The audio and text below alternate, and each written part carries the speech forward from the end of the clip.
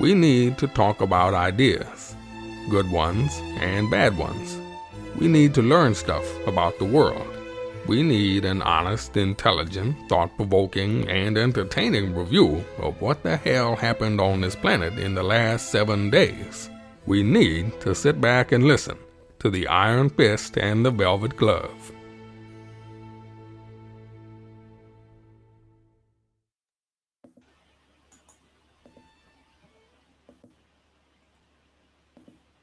Yes, momentous events have been happening in this world in the last 7 days and the last 14 days. Because, hang on a second. What's that? Can you guys hear the music? No, I can't hear any music. Okay, must have been just me. All right, this is the Iron Fist and the Velvet Glove. I'm Trevor, aka the Iron Fist, over there in regional Queensland with the ceiling fan swirling above his head. Scott the Velvet Glove, how are you? Not too bad. G'day, Trevor. G'day, Joe. G'day, listeners. I hope everyone's doing well. Hopefully they are. And Joe the tech guy. Evening all. So, dear listener, Tuesday night, because I was busy last night. We used to do it always on a Tuesday night. So as we come up to episode 500, this is episode 499. A little twinge of nostalgia, getting ready to podcast on a Tuesday night. So that's what we used to do. Sit around the table at my place, big pack of guys. We used to have the what do you call it, the sound desk sort of thing, operating Joe, and we all sat around, and then COVID came and sent us scurrying away where we had to do it remotely, and that ended up being far more convenient. Mm-hmm. But here we are. Well, dear listener, what are we going to talk about? We'll talk a little bit about Ben Roberts-Smith and his recent arrest, while being mindful that we've got to be very careful about what we say. So we'll be treading carefully, making more comments about what people have been commenting rather than on the actual case itself, hopefully. Hopefully we won't breach any laws of sub judice and whatnot. So we'll be doing that. And then, of course, the whole Strait of Hormuz, the blocking by Iran, then the blocking by Trump, and the ceasefire, the 10-point plan, the immediate action by Israel to just start bombing Lebanon and doing it really a Gaza on Lebanon. Like they are smashing southern Lebanon into smithereens in a fashion very similar to what they did in Gaza and are still doing in Gaza. And we'll have a bit of fun with various Donald Trump videos that I've come across and Donald Trump tweets where it is just getting more manic by the day. So first off, Ben Roberts-Smith was arrested. And the thing that I find on this one very strange myself, again, I've got to be careful as I say this, but commentators, both on Facebook, sort of friends and former friends, and also columnists in newspaper or Murdoch newspaper magazines, who come out and basically give the line, well, if you haven't been in the theatre of war and under fire and you don't know what it's like to be a soldier, then it's not up to us to be judging these men who are doing magnificent work for us. And until you're in that situation, shut the fuck up type of stuff is what these people are saying. Mm-hmm. Joe, what would your answer be that you can say to that? Or should I just give the obvious retort to that? I was going to say, until you've been in the thick of war, you can't judge the Nazis for their war crimes either. True. Yeah, I mean, this false until halo. You've been raped, you can't judge a rapist. Well, exactly. I mean, it's ridiculous. I think possibly for those foreign listeners, Ben Roberts-Smith is the most decorated living Australian serviceman. He's won a Victoria Cross, was a member of the SAS regiment, and is accused of 13 murders, I believe, in the course of his duties in Afghanistan. And this is murders of unarmed civilians. The bit that gets me is these people who are defending our brave soldiers and and take that viewpoint, I want to say to them, what about the dozens of his fellow SAS officers who seem to be ready to testify against him? Do you support them as well? If your theory is that we must support our soldiers, then these guys are at opposite ends of a spectrum here. It doesn't seem possible that you can support both. Yeah, I mean, I've also heard the argument that he was just following orders, which he argued at Nuremberg. Doesn't Got thrown out at Nuremberg. Exactly. Yeah. Careful, Scott. Yeah, I'm going to be very careful. I better not actually say that. Come back to me. I just got to think about exactly what to say. Yeah. So it's just one of those things. I do not want to get the podcast in trouble by saying the wrong thing. That's all. Yeah, but if you're going to look at it from one point of view, namely, believe our soldiers, trust our soldiers, respect our soldiers. Mm-hmm. If you haven't been in that situation, you can't say anything. It just doesn't square with the fact that there's a bunch of his fellow soldiers who are at the opposite end of the spectrum. So what do you say? What do those people say to those soldiers? It's an illogical position to hold. It's cherry picking, isn't it? Yes, that's right. It's hypocritical. So, and some very smart people are very happy to hold such views that are so illogical. Mm-hmm. It surprises me. Well, it used to surprise me, but after 499 episodes in 10 years, unfortunately, it no longer surprises me. I think it's the same as corruption in the police. I think anybody who wants to uphold the ideals of Australia would be offended by the allegation and would want the truth to come out. Whether he's guilty or whether he's innocent, they would want it investigated and a very public scrutiny, because I think we need to be seen to be not as bad as the opposition. There's this argument that, well, of course, there were no innocent people in Afghanistan, and therefore any action was justified. And I don't know that that's the case. So I think, I don't think any of that. I don't think that you can justify any action based on the morality of your enemies. No, some people will. Yes. I know some people will, and I'm reading every day by some of those idiots that actually say that they shouldn't actually, that it was wrong to arrest him. It's like Joe said, we've got to have a full and thorough independent investigation, and then at the end of those investigations, which is why I believe the Office of the Special Investigator did actually go through it and that sort of stuff. And I think he, or was it a she? Not sure. I don't know, but it's definitely a specialised section that was built to examine these allegations issues. Yeah. And at the end of it all, they recommended he be arrested and charged. Now, I agree with that. Did you hear why? Did you hear why it was done in such a public way on the aeroplane?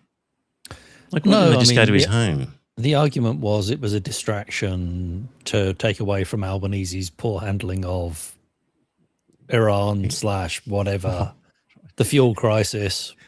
So Albanese had contact with that, with the prosecutors, and said, I want to discuss with you the timing of the arrest of Ben Roberts-Smith because it'll distract from some other difficulties I've got. Is that what people are trying to say? It is. Oh. I suspect it's probably more to do with there were allegations of witness tampering in his civil trial. What I heard was doing it in New South Wales gave some sort of procedural benefit. Right. And so rather than, I think he might live in Queensland. I believe so, yeah. And I think that there was some sort of procedural benefit in arresting him in New South Wales.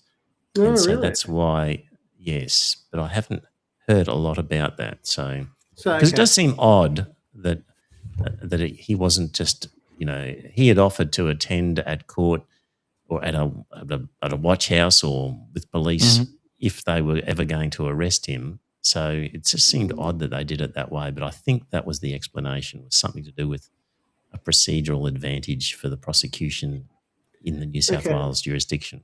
So forgive me, I'm just a dumb accountant here, but how come there are differences in laws across the states when it's a federal charge that he's being arrested on? Do you know what? It might have simply been that it meant that the courts that he's going to appear in are New South Wales courts, and that's where all their investigators are based, and they don't want to travel to Queensland every time they. Well, there's also have a to do an possibility, appearance. So it might be something as simple as that. I'm not sure, but that I saw something like that. So anyway, we'll see. And can I say this? I was going to say there's also a lot of arguments about whether he should be facing a court-martial. And the answer is he's no longer in the army, and also war crimes are not under the jurisprudence of court-martials.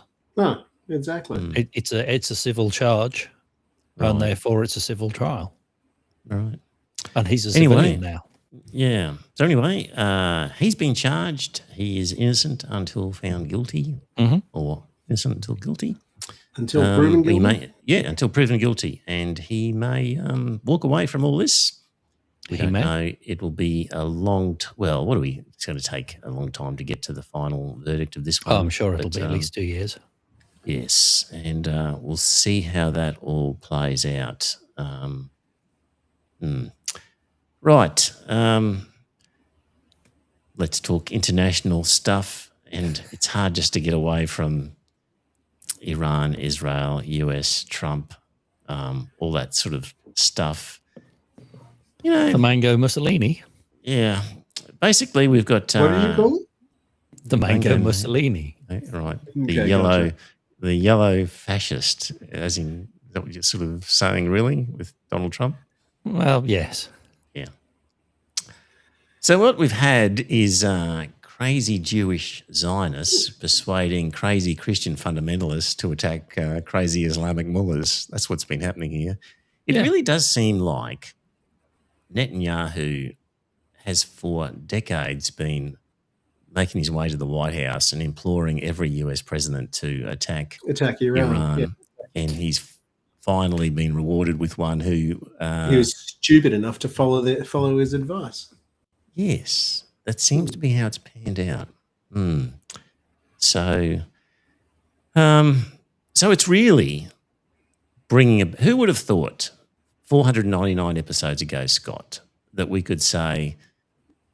by the time we get to 500, it will be clear that the US empire has peaked and is on the way down and is no longer easily seen as no longer the empire it was. When they talk about in history, when they're looking back at the American empire, we've got Iran as able to thwart the US military, not in a guerrilla-style Vietnam-type situation. I was going to say Vietnam was the same. But it wasn't, in the sense that they're kind of fighting fire with fire. They're countering with missiles with missiles. They are threatening to blow up the best sort of military assets that the US has, and the US is having to back down. They're having to send their aircraft carriers way off, and they're not able to do what they normally do. More importantly, it's not even missiles. It's cheap drones versus their very expensive interceptor missiles. So they're firing, $100,000 drone and being taken down by $1 million interceptor, which, as a war of attrition, just forces your enemy to waste money. So it's one sort of those things. I have actually heard that before, Joe, too. I read it a few weeks ago, that they reckon that this is going to come down to a battle of who's got the deeper pockets, because Iran can actually just throw up, thousands of these drones, and the Yanks have only got a limited number of interceptor missiles to deal with them. And we found this with the Russians with Ukraine, is you throw 1,000 drones in the air and they can do that. Yeah, the best air defense system just can't cope. sheer volume of missiles or of drones. They can only track so many targets because the assumption was you were fighting a near peer foe who was using a few very expensive missiles.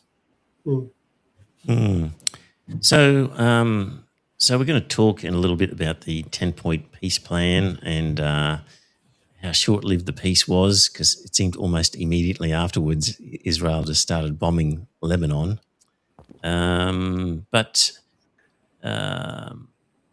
What do I say before we get to that? Just, not only is Iran winning the physical war in this, they're also winning the shit talk war in this one. Like various Iranian embassies, particularly the South Africa one and others, they're generating these great AI video clips and just other messaging, which is taunting and poking fun at America, and that sort of comedic sort of response. Like this one from the Iranian consulate in Hyderabad, which was typical of this, is the Strait of Hormuz isn't social media. If someone blocks you, you can't just block them back. Yeah, exactly. Really, lots of clever stuff like that. There's these videos going around with like Lego characters. Yeah, I've seen many of them. Yeah. And, poking fun at Americans and basically saying in very clever ways that appeal to a broad young audience, ha ha, we're winning, you're not, and really just sticking it to them. I think they're winning that war too. I think just because Trump is so terminally online, yes, I think this is very much two fingers up at Trump. Yes. I think any other president, I mean, obviously they wouldn't have been stupid enough to do this because all of the war plans said they will shut down the Strait of Hormuz. Yeah. Yep. And look what's happened. Yeah, exactly. But given that the man is terminally online and seems to live his life via social media, it's just, it's trolling him, isn't it? It's guiding him into risking the entire US fleet, because I think that the US fleet that is over there, if he did actually try and attack the Strait of Hormuz, they'd kill them all before they even got round the corner. It's just one of those things. What's the 25th Amendment of the US Constitution? They can actually take someone out who's not mentally fit, isn't it? But that would then just put Vance in his place. Yeah, they put Vance in his place, but then I suppose if you had enough Democrats in the Senate and that sort of stuff, you could actually impeach him too. So well, you need 2/3 majority, don't you? Yeah, that's very true. But I just think to myself, right now they could almost get the 2/3 if anyone wanted to impeach the orange bastard, but I don't think they'd get rid of Vance very quickly. No. Anyway, it's just one of those things. I don't know where it's going to end up, but I think America's best days are behind it now than what they are ahead of it. And Civil war, Scott. Civil war. Put your money on that. No, I'm not going to put my money on it because I think to myself that Americans, they probably are dumb enough to actually pick up arms and that sort of stuff against each other. But I think to myself that the more level-headed people in Illinois and New York and California and that sort of stuff, I don't think they're going to put up with that sort of nonsense. Like, I think that they would actually hit back and hit back hard. Well, here's a scenario, Scott. Midterms go really bad for Trump. Yeah. Trump says it was rigged. There's no way that that's a correct vote. In the lead up to the time for the next presidential election, he goes, the midterms were rigged. It's clear that there's electoral fraud going on everywhere. We can't manage our electoral system. I'm going to postpone the election until we can get this sorted out, and stays. And half of the country says, yeah, that's okay. And the other half namely California, Oregon, etc. on the west, New York, etc. on the east, goes, you've got to be kidding. And they then decide to leave the union. Like that I could easily see Trump or one of his successors refusing to accept or hold or accept an election result and the country being split 50-50. And you got to remember, a lot of them, they're split geographically already. Like, it's not like, they live in very separately already. So you couldn't imagine that happening? Is that like... I could not imagine that happening, but I just think to myself that if they did decide to split away from the union, would that necessarily result in a civil war? Yes. Are they allowed to leave the union? Well, normally you end up with a civil war because they say you're not allowed to leave. Well, it's one of those forcing things you to stay. Well, if they did actually want to force people to stay, then I could actually see that descending into violence. But I think to myself that before that would happen, you'd have to have the majority armed forces and that sort of stuff prepared to follow what are basically illegal orders. And it'll split as well. The military will split as well. Well, they could actually end up splitting, I suppose, but that's the problem. They'll have to fight over the spoils. Who gets? Well, they'll have to fight over the spoils and all that sort of stuff. Now, what still scares the shit out of me is you've got the world's largest nuclear arsenal there. I mean, do you want the Republic of Gilead armed with nukes? Well, that's what they're going to be fighting over. Who controls? Oh, that was the argument against Iran, wasn't it? And that was the argument against Iran, but it's just one of those things. Like, I don't know. It's just, I hope it doesn't descend into civil war, but it could actually end up going down that way. Yeah, the coast's flyover country. The coast, what? Sorry, versus flyover country. Yeah, exactly. But the flyover country is where all the nukes are located. Yep. Yeah. Yeah, but the controls are in the coast. Yeah. Where's the button? Yeah. The button's always with the president. Well, exactly. No, the football is with the president. The football's with the president. Okay. Well, what's the difference between that and the button? The football is a briefcase with all the codes. Okay, gotcha. And it's the codes you need to launch the nukes. I don't think there is an actual button. Right. Okay. I couldn't tell you. Anyway, there's my prediction. Just one of those things. It could all end. Well, you're destroying my future holiday plans because I'm going to go to Canada next. But after that, I was actually hoping that there would be a Democrat in the White House, in which case it'd be safe for me to go back to America. But anyway, I've still got a few places I've got to see over there.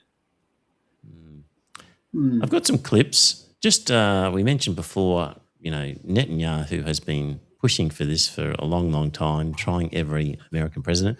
This is John Kerry, who I think was he had Senator like a Kissinger type role. Senator John Kerry? Yeah, wasn't he? What was that? Wasn't he a senator? I think so. I think he was also involved in a foreign relations post of some sort. Like, I thought he was Kissinger's role. Peace negotiator, wasn't he? Yeah. Wasn't he actually a? Forgive me if I got this wrong, but I thought he was one of the vice presidential candidates at some point, wasn't he? He was at one point. I couldn't tell you which side he was on. He was either Democrat or Republican, wasn't he? I think Joe's looking it up, or maybe he's just right. He was Secretary of State under Barack Obama. That's it. Secretary of State. There we go. So here he is being interviewed talking about Netanyahu approaching presidents. There's a bit of an intro to this, but anyway, I'll play this. You've probably sat across the table from Prime Minister Netanyahu more than almost anyone else out there. And he and Israel are, of course, big factors here. There's been recent reporting, you probably saw in the New York Times, that Netanyahu was taken into the situation where he basically pitched Trump on attacking Iran. Were you ever part of any conversations like that? I know he's made that pitches to past administrations. Were you ever a part of that? And were you surprised that he was able to convince Trump to do this? Well, I was part of any number of conversations with Prime Minister Netanyahu, conversations that took place in other countries. Pitching the U.S. to strike Iran. Yes, he wanted us to strike. He came to President Obama. He made a presentation to ask to strike. President Obama refused. President Biden refused. President Bush refused. The only president who has agreed to this, obviously. There we go. So he negotiated. He initiated the 2013-2014 Israel-Palestine peace talks and negotiated agreements restricting the nuclear program of Iran, including the 2013 Joint Plan of Action and the 2015 Joint Comprehensive Plan of Action. So he'd been around a bit, I think, qualified to make the statement that he just made. Well, exactly. And it's no surprise. It's no surprise to me because Netanyahu has always hated Iran, and he's always seen them as an existential threat to Israel. But I find it utterly ridiculous that the Yanks have turned a blind eye to Israel's nuclear weapons program, but they're actually prepared to actually bomb the living daylights out of Iran for having a wanting their own nuke. And also, who could blame them for wanting their own nuke? Because has anyone touched North Korea since they developed their nuclear weapons? Correct. It'd be one of the first things I'd be doing if I was a Iranian president, for example. Yeah. Hey, there's some crazy times. Did you see the footage of the president with his wife and the Easter Bunny? No, I didn't see that footage. Okay, you're going to see it now. I'm sorry for those who are on audio only, but this is just worth seeing for 21 seconds. It's just the craziness of this image. And I don't think it gets much more hostile than Iran. They're capable fighters. They're very tough people. And there are others like that. You don't mind when the enemy is weak, but that enemy is strong. Not so strong like they were about a month ago. I can tell you, in fact, right now, they're not too strong at all, in my opinion, but we're... I don't know. I find that just the weirdest image of Trump and Melania on that balcony in this comical, stupid Easter Bunny looking around beside him as he's making... Did you not hear about... he was with some toddlers, primary school children. I don't know if it was an Easter egg hunt or something to do with Easter anyway, and these small children. Easter egg hunt, yeah. And he was going on about Biden stealing elections or something, and going on. It was all about the auto pen. So there's 3 and 4-year-olds, and he's banging on about this auto pen. Yeah, well, he's banging on. Worry about the auto pen. He reckoned that Obama signed all these. Biden had signed all these presidential orders.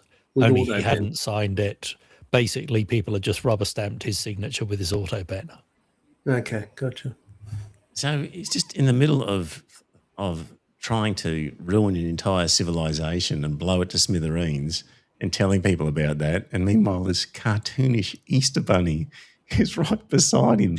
I just found that the most incongruous sort of combination of things. So, yeah. Of course, go on, Scott. I just found it absolutely hysterical that the Christians over there are still backing him when he used the holiest day on the Christian calendar to actually gloat about America's wartime. What's the word I'm looking for? Wartime brilliance and that sort of stuff. And he also said that an entire civilization is about to be blasted out of the planet. Mm. Yes, it was an only in America moment. So here's also what some commentator argued as the best summary of America that this commentator had ever seen. I'll play this one, short clip. This deadline that President Trump has set, 8 p.m., has threatened to destroy a civilization. How does an investor process that? There you go. When the American president threatens to blow up a civilization, what you really need to know is, as an investor, how do you process this? Is this a kind of buy or not buy? This is she's obviously a financial journalist and that sort of stuff. She was just asking, she was trying to make it relevant to her particular field of expertise. And I could see that she was wondering what the hell was going on over there. The answer is, when you've tipped off your investors, then you can sign the ceasefire. Yes, that's right. The tip is get the inside knowledge. Yeah. Mm-hmm. Yeah. Quite the culture they've got going over there. Meanwhile, in Iran, when Trump threatened to blow the place to smithereens by, it was 10 a.m., giving 4 hours, and said he was going to just attack their power stations, their nuclear sites, etc., bridges. What did the Iranian people do?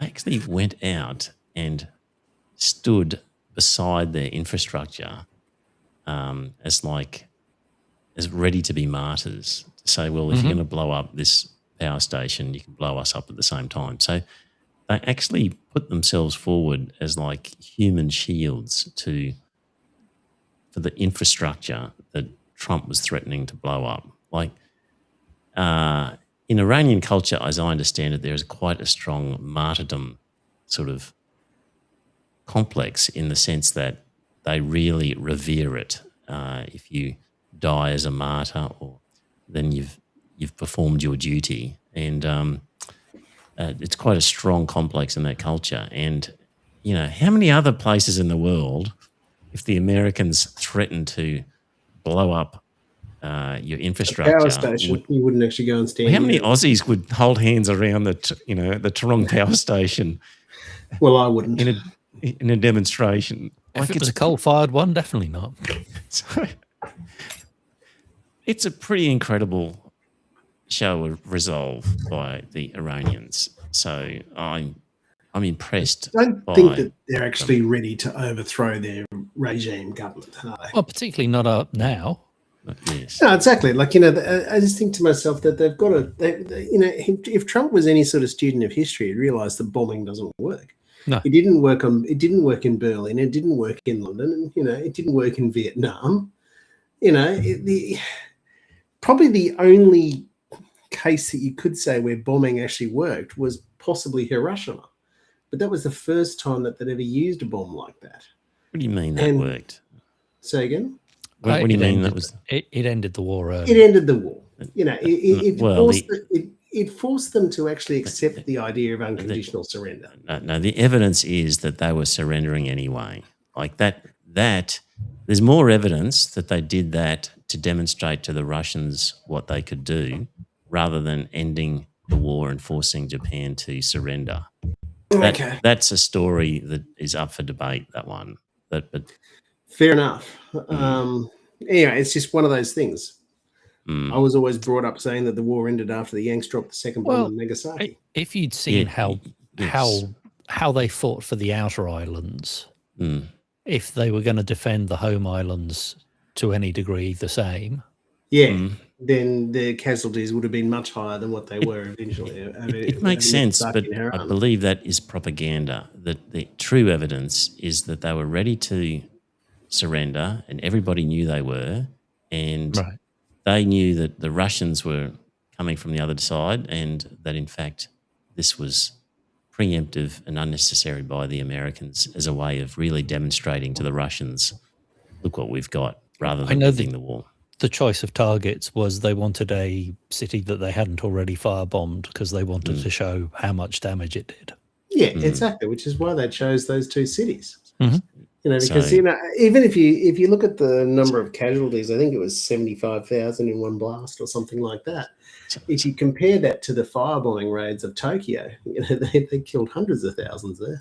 So I wouldn't agree with you, Scott, on the idea that bombings never work, but except for Hiroshima, because that wasn't the case of I suppose getting what it supposedly was supposed to do. That was more propaganda, I believe. Anyway,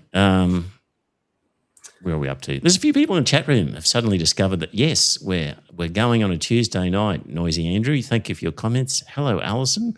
Good to see you there. Noisy Andrew chipped in and said they were asking for surrender terms for months before the bomb was dropped. There we go. Well, I think that they might have been asking for surrender terms, but they weren't prepared to concede to unconditional surrender because they wanted the Mikado to remain in place. It was only after that the Yanks modified the surrender terms and said you can keep the Mikado there, but it's got to be a constitutional monarch like it is in Britain. Then I think that's when it became more acceptable to them, I think. Well, my reading is that they were fully ready to surrender and, yeah. Well, Okay. I think that the story I heard was that Hirohito actually said to his cabinet, "It's time for us to give up." And then after the first blast, in Hiroshima, he said, "We've got to surrender." And then 2 days later, they dropped another one on Nagasaki. Mm. Yeah, I It never might heard have. Yeah. Had they have actually Okay. modified the surrender terms and everything like, they probably could have ended a couple of weeks earlier.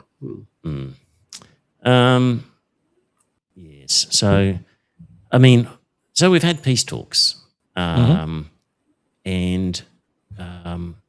basically at the beginning of the so-called peace, Netanyahu put out a statement saying, as you know, a 2-week temporary ceasefire between the United States and Iran went into effect tonight in full coordination with Israel. Now, I want to emphasize, this is not the end of the campaign. This is a way station on the way to achieving all of our goals. Like, they're really just saying, yeah, okay, we've stopped for 2 weeks, but don't worry, we'll get back into action soon. Just a momentary delay. Like, how can you negotiate with these people? They're not interested in a permanent peace at all. So it really came down to an argument where the Iranians said that the ceasefire includes Lebanon. And immediately after the ceasefire was agreed, Israel just starts bombing the shit out of Lebanon, southern Lebanon, like just immediately. And so the Iranians go, hang on a minute, we've got a peace deal here. And then there's all this argument between the two as to the US saying, well, it wasn't part of the deal. And Iranians saying, yes, it was. And we've got sort of the Pakistanis as the intermediaries. And, you've got J.D. Vance involved at this point saying, what is it with these crazy Iranians? Why would they think that, the peace deal would include Iran's allies?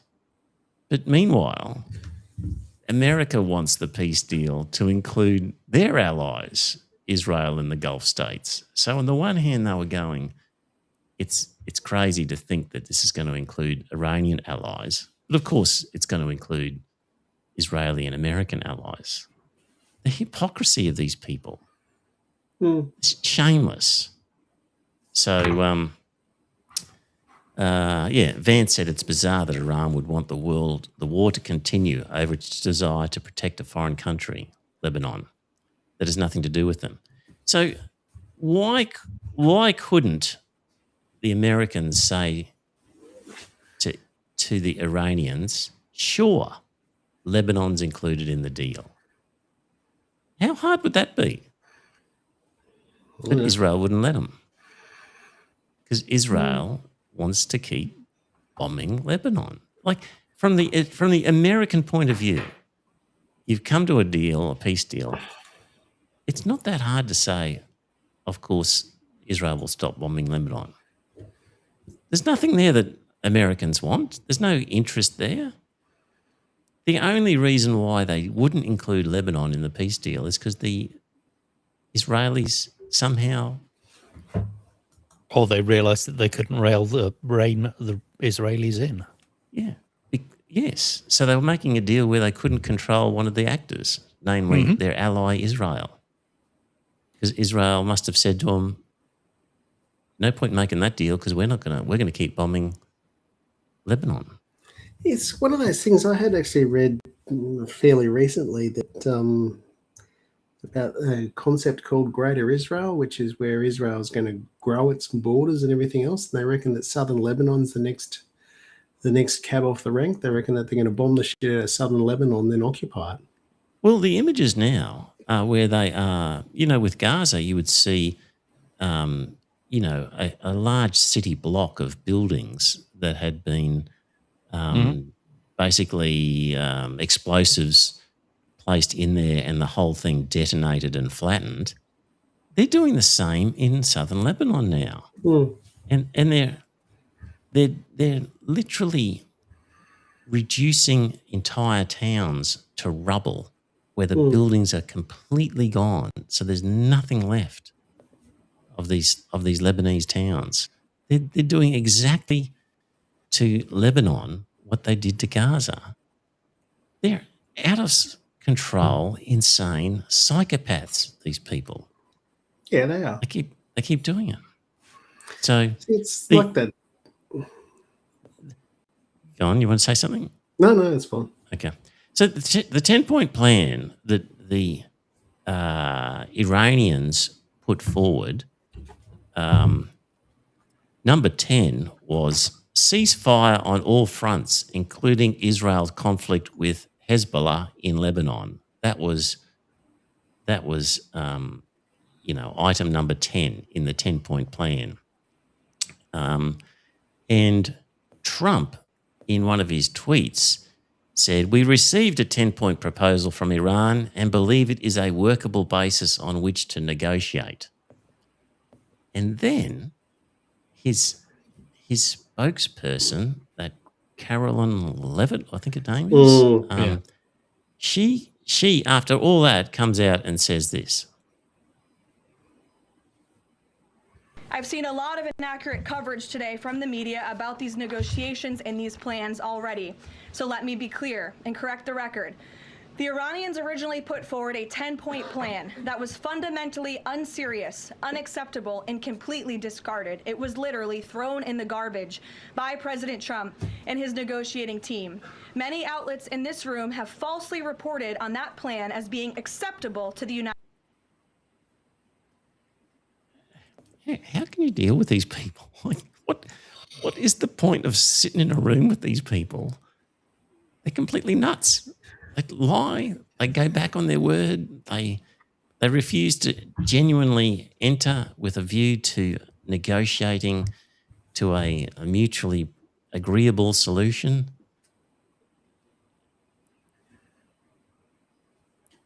And the so-called leaders of the free world that are our allies, that we have shared values with. Like at some point, I know the Spanish president, prime minister, whatever he is, has come out pretty strong and saying what's going on with the US and Israel is terrible. Like just categorically stop it. We're not letting you use our airspace, and come out pretty hard. Not many, I can't really find any others in the West who have said that. Plenty in the global South have said that. But surely it'll only take one or two Western leaders to come out and say, enough's enough, no more, this guy's an idiot, you're no longer an ally, the deals are off, blah, blah, blah. And a bunch would follow, surely. Well, I have actually heard the French. I have heard the French have actually got pretty close to saying it. And that apparently the British are pretty close behind them. Now, I couldn't tell you how accurate that is, but it's just one of those things that I have read. The incredible part of all this is just that you get the rantings of Donald Trump's mind published on Twitter. And, Joe, what's happening in the chat there? Something weird? Is somebody doing something weird? A spammer. Oh, right. Thank you. Have you guys been reading any of Donald Trump's truths lately? No, I don't bother. I just wait. I figure I'm going to get the cream of the crop once the report. I was going to say I've seen a few screenshots. Right. Just for fun, let me just run through one of his recent ones. So there you have it. The meeting went well. Most points were agreed to, but the only point that really mattered, Nuclear was not. Effective immediately, the United States Navy, the finest in the world, will begin the process of blockading any and all ships trying to enter or leave the Strait of Hormuz. At some point, we will reach an all being allowed to go in, all being allowed to go out basis. But Iran has not allowed that to happen by merely saying, there may be a mine out there somewhere that nobody knows about but them. This is world extortion. And leaders of countries, especially United States of America, will never be extorted. I've also instructed our Navy to seek and interdict every vessel in international waters that has paid a toll to Iran. No one who pays an illegal toll will have safe passage on the high seas. We will also begin destroying the mines the Iranians laid in the straits. Any Iranian who fires at us or at peaceful vessels will be blown to hell. Iran knows better than anyone how to end this situation, which has already devastated their country. Their Navy is gone. Their Air Force is gone. Their anti-aircraft and radar are useless. Khamenei and most of their leaders are dead, all because of their nuclear ambition. The blockade will begin shortly. Other countries will be involved with this blockade. Iran will not be allowed to profit off this illegal act of extortion. They want money, and more importantly, they want nuclear. Additionally, and at an appropriate moment, we are fully locked and loaded, and our military will finish up the little that is left of Iran. President Donald J. Trump. Trump's not interested in mines. He's interested in miners. Yes. Just, wow. He didn't write that. It's far too articulate. That was probably a bit articulate. He probably sat back and it was too long. But we went from open the strait, then to his allies, help us open the strait, to we don't need the strait open, to open the fucking strait or I'll destroy you all, to we'll block the strait. Like that's where we're at. Incidentally, today I seem to see on a few news sites that in fact Chinese ships and others have been passing through the strait because Iran has allowed friendly nations to pass through. For a mere $2 million a ship. I don't know that I don't know. Are they all paying the $2 million? I thought that was the case, yes. And that Chinese ship went through the so-called US blockade and was not stopped. So I'm hearing stuff where the Chinese have said, you can't blockade our ships. If they get through the Strait of Hormuz, they're getting through. So it will be interesting to see whether the US Navy proceeds with the threat of stopping Chinese ships who have been allowed through the Strait of Hormuz. Scott, what do you reckon? Will the Americans... I don't think the Americans will actually aggravate China. Yeah. I just think to myself that they're quite happy that China's sitting on the sidelines right now. But, this whole thing was started off as a way that Donald Trump thought that he could fuck up China, I think, more than anything else, because there's most of that 20% of the oil that goes out of the Strait of Hormuz ends up in Chinese factories and that type of thing. So I think the problem was he had success in Venezuela, nabbing Maduro. Yeah, which meant that he got pumped drunk and everything else. He thought he could go in there and do it quickly. And when Netanyahu whispers in his ear, it said, you could take on Iran, that country, they'll fall over, there'll be a colour revolution, it's a mess and you'll have another victory. He believed it. Unfortunately, he had a kind of a victory in Venezuela, and I think that has led to him thinking this military stuff really works. And it was quite impressive to be able to send in a military and abduct the president of Venezuela and his wife. No, just ignoring the rules of the world and that sort of stuff. If you got to ignore the international law, yes, you can get away with a whole lot of shit. Yes. But I think that's the problem, is he had a bit of a win there. So, actually, allegedly he had inside help, so. From Venezuela? From Venezuela, yeah. Did you know that he is planning on becoming the president of Venezuela because his poll numbers in Venezuela are so good? Right. Really? You don't believe me? Check out this one. Oh, I don't know if I'll get through the whole. Yes, here we go. Check this out. But to the victor belong the spoils. So we haven't heard that in, I think, maybe hundreds of years.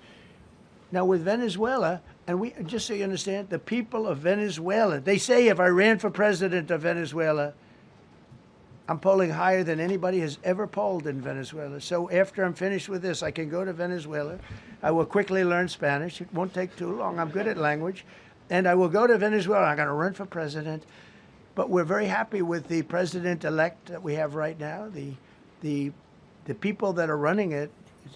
If you remember Bush with Iraq, they fired the generals, they fired the police, they fired the people that worked in their equivalent of the White House. They fired everybody. And you know what they had? They had a mess. And you know what happened? ISIS formed. Those generals and those soldiers got together, the police got together, they all got together, they formed ISIS. Not going to happen with us. So Venezuela has been an incredible situation. We went in, we were very successful, military power like nobody's ever seen. The general, Venezuelan general said, I was on that site. I said, I've never seen ferocity like that. I've been doing this for 40 years. He said, I've never seen it. They hit us from 17 different, they were all set. They saw that big, beautiful aircraft carrier, the Ford in that case, and planes were pouring off it at 1 o'clock in the morning. So typically when you see that late at night, you know, you could be in trouble, right? And we were all ready. They had their equipment. It was Russian. And they had Chinese equipment. It was all set. They were going to give us a fight. He said, and then they came, and they came at speeds like we've never seen. And they came at 17 different angles. The general and his people, that was a lot of angles. They hit him from every angle. He said, we knew it was over in 3 minutes. We were waiting for them. Their equipment didn't work. And there's a reason it didn't work. Someday we'll explain that to people. They pressed the button. Nothing happened. 17 different angles. They came at him from 17. And I love the bit where his poll numbers are so good. They've never seen poll numbers like that before. As if somebody is running a poll in Venezuela, you know, who would you most likely vote for as president? Donald Trump, you know, Nicolas Maduro or whoever. As if polls are being run in Venezuela where Donald Trump is an option for president, and then in fact the polls have him leading as the option for president. And the guy, you know, he'll have to learn Spanish, but he learns Spanish very quickly. He's good with languages. He can't even speak English. Say again? He can't even speak English. I mean, Yeah, this no, he guy, can't. that is the rantings of a lunatic right there.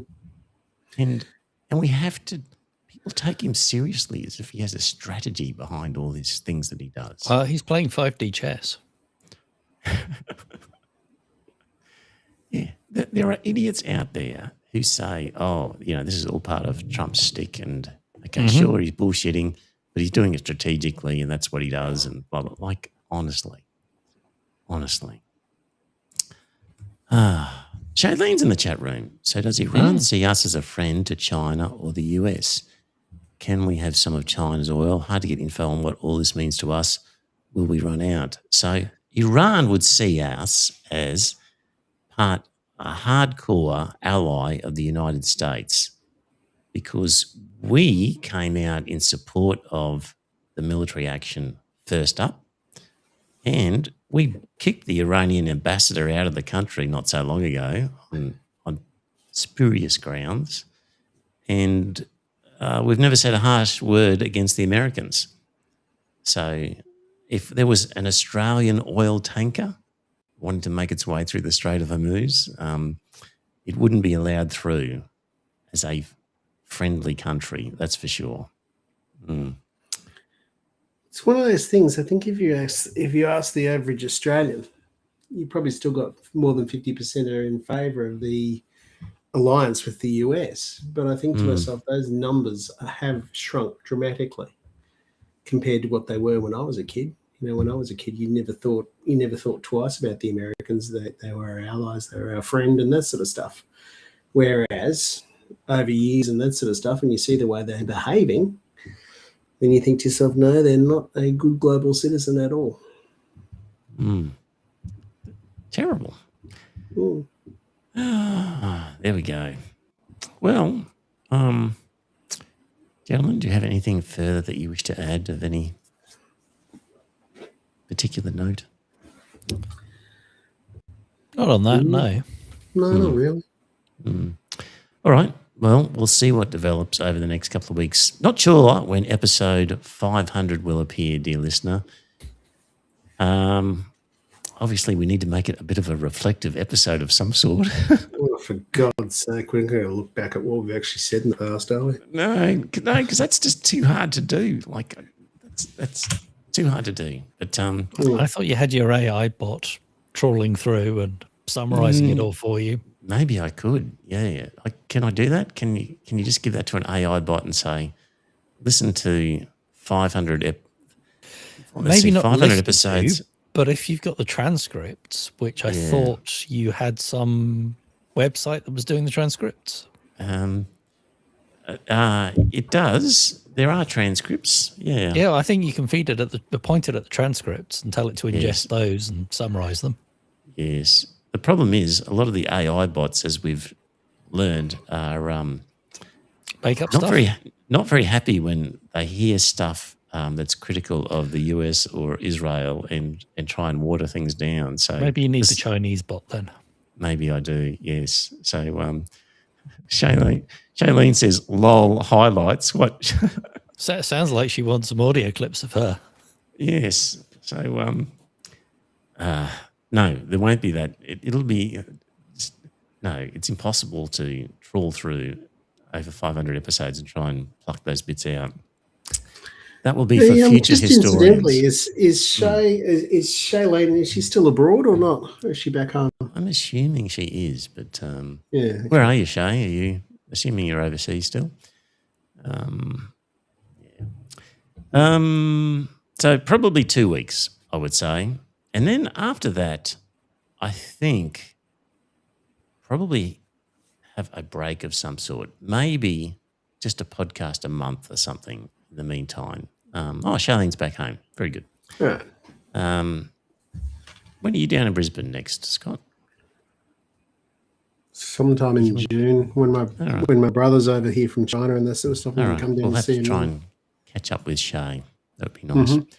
But what was I going to say? Yeah, I don't know. I'm just trying to think what will happen after episode 500. Not sure. We'll see. Maybe just one a month. I feel like writing stuff.